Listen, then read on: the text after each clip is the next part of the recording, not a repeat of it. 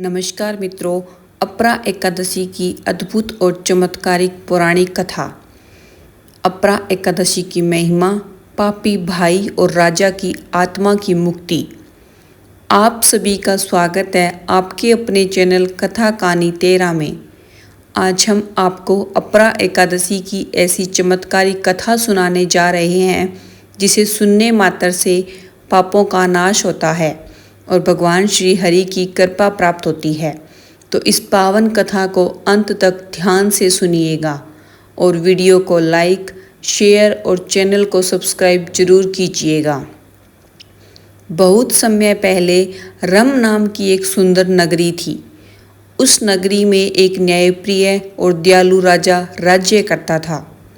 राजा अपनी प्रजा से बहुत प्रेम करता था और पूरे राज्य का कार्य बड़े धर्म और न्याय के साथ संभालता था। प्रजा भी अपने राजा से अत्यंत प्रसन्न रहती थी। लेकिन राजा का एक छोटा भाई था जिसका स्वभाव बिल्कुल विपरीत था। वह अत्यंत पापी और क्रूर था। उसे बुरे कर्म करने में आनंद आता था। वह हमेशा दूसरों को कष्ट देता और अधर्म के रास्ते पर चलता रहता था। समय बीतता गया और उसके पाप बढ़ते गए। एक रात उसके मन में भयानक विचार आया। उसने सोचा, यदि मैं राजा को ही समाप्त कर दूं तो पूरा राज्य मेरा हो जाएगा। उस रात चारों ओर घना अंधेरा था। राजा अपने महल में निश्चिंत होकर सो रहे थे। तभी उनका पापी भाई चुपके से महल में प्रवेश कर गया। उसके मन में लालच और पाप भरा हुआ था। वह धीरे धीरे राजा के कक्ष में पहुंचा और सोते हुए राजा पर हमला कर दिया। राजा कुछ समझ पाते उससे पहले ही उसने राजा की हत्या कर दी। इतना ही नहीं, अपने अपराध को छुपाने के लिए उसने राजा का सिर काटकर महल से दूर एक पुराने पेड़ के नीचे गाड़ दिया। राजा की मृत्यु अकाल मृत्यु थी। धर्मात्मा होने के बावजूद इस प्रकार की मृत्यु के कारण उनकी आत्मा को शांति नहीं मिली। उनकी आत्मा उसी पेड़ पर भटकने लगी। दिन रात वह आत्मा दुख में भटकती रहती। जो भी उस पेड़ के पास से गुजरता उसे डर और पीड़ा महसूस होती। पूरे नगर में उस पेड़ का भय फैल गया। समय बीतता गया। फिर ज्येष्ठ मास आया और अपरा एकादशी का पावन समय निकट आया। एक दिन एक महान ऋषि उस मार्ग से गुजर रहे थे।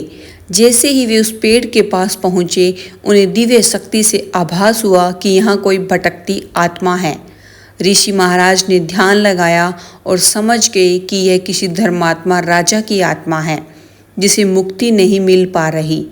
ऋषि महाराज उस पेड़ के नीचे बैठ गए और भगवान विष्णु का स्मरण करते हुए मंत्र जाप करने लगे।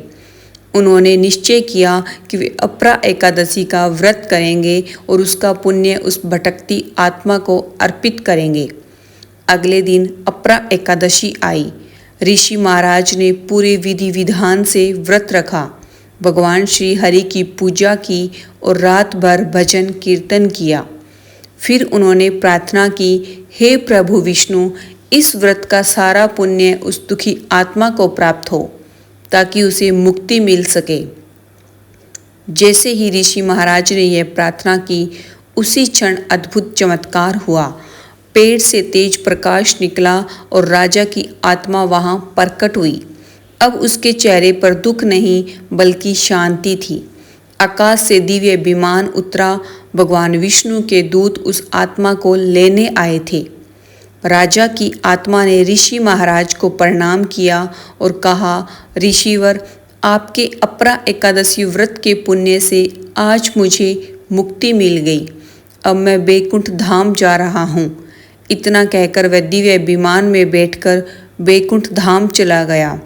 इस प्रकार अपरा एकादशी के व्रत और भगवान विष्णु की कृपा से एक भटकती आत्मा को मुक्ति प्राप्त हुई। इसलिए कहा जाता है कि अपरा एकादशी का व्रत करने और उसकी कथा सुनने से मनुष्य के बड़े बड़े पाप भी नष्ट हो जाते हैं और अंत में मोक्ष की प्राप्ति होती है। जो व्यक्ति सच्चे मन से भगवान विष्णु का स्मरण करता है, जो अपरा एकादशी का व्रत करता है, उसके जीवन के दुख दूर होते हैं और उसे भगवान का आशीर्वाद प्राप्त होता है। तो दोस्तों, आपको अपरा एकादशी की यह पावन कथा कैसी लगी, हमें कमेंट में ज़रूर बताइएगा। अगर कथा पसंद आई हो तो वीडियो को लाइक करें, अपने परिवार और दोस्तों के साथ शेयर करें और ऐसे ही धार्मिक और प्रेरणादायक कथाएं सुनने के लिए हमारे चैनल कथा कहानी 13 को सब्सक्राइब जरूर करें। धन्यवाद।